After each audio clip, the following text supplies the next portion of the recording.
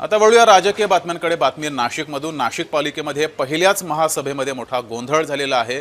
सुधाकर बडगुजर यांना बोलू दिलं नाही, त्यामुळे हा गोंधळ झाला। त्यानंतर ठाकरे गटानं सुद्धा गोंधळ केलेला आहे। पहिल्याच सभेत हा गोंधळ झालाय। सुधाकर बडगुजर आणि मुकेश शहाणे यांच्यात बोलण्यावरून वाद झाला।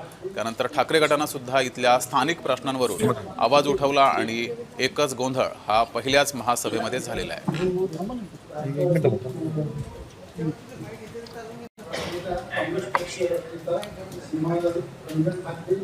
सुधाकर बडगुजर आणि मुकेश शहाणे यांच्या बोलण्यावरून आधी गोंधळ झाला। त्यानंतर ठाकरे गटाचे नगरसेवक हे सुद्धा आक्रमक झाले। नाही, हे जे चालू आहे हे संपूर्ण आवाज दाबण्याचे काम चालू आहे।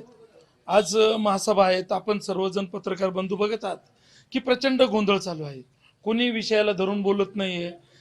कुठला विषय चालू आहे दुसऱ्या विषयावरती बोललं जातं आणि खरोखर सभागृहाला आज विरोधी पक्षनेत्याची गरज आहे। विरोधी पक्षनेता हा पाहिजेच आणि विरोधी पक्षनेता का नेमत नाही तर सभागृहात बोलू द्यायचं नाहीये।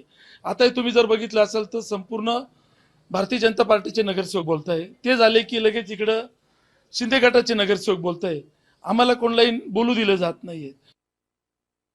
तर मागच्या 4 वर्षात ह्या लोकांनी काय केलं हे आम्हाला माहिती नाही, पण आता लोक आमच्याकडे अडचणी मांडतायत की जेव्हा घंटागाडीमध्ये तुम्ही ओला कचरा सुका कचरा वर्गीकरण तुम्हाला जर पाहिजे आहे तर तुम्ही डायरेक्ट दंड आकारण्यापेक्षा तुम्ही अगोदर त्यांना जनजागृती करा। ओला कचरा म्हणजे काय, सुका कचरा म्हणजे काय। आता त्यांनी सांगितलं ना की कलिंगडाचं टरबूज जे आहे ते पडलंय, तर ते नेमकं ओला आहे का सुकं आहे हे या कर्मचाऱ्यांनाच माहिती नाही, तर तुम्ही कुठल्या प्रकारे दंड वसूल करताय। म्हणजे त्या अधिकाऱ्यांना डायरेक्ट वरून आदेश आहेत की 5,000 रुपये आणा नाही तर तुम्हाला बडतर्फ करण्यात येईल।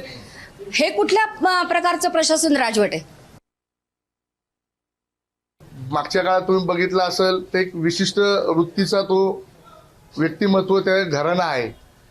कुठेतरी आपण एक चांगला प्रस्ताव टाकलेला आहे, त्या प्रस्तावाला कुठेतरी विरोध करायचा आणि कुठेतरी तो प्रस्ताव होऊ द्यायचा नाही आणि मला बोलू द्यायचं नाही, मीपणा ह्या सभागृहात दाखवायचा, अशा पद्धतीने त्यांचं आजचं कृत्य होतं।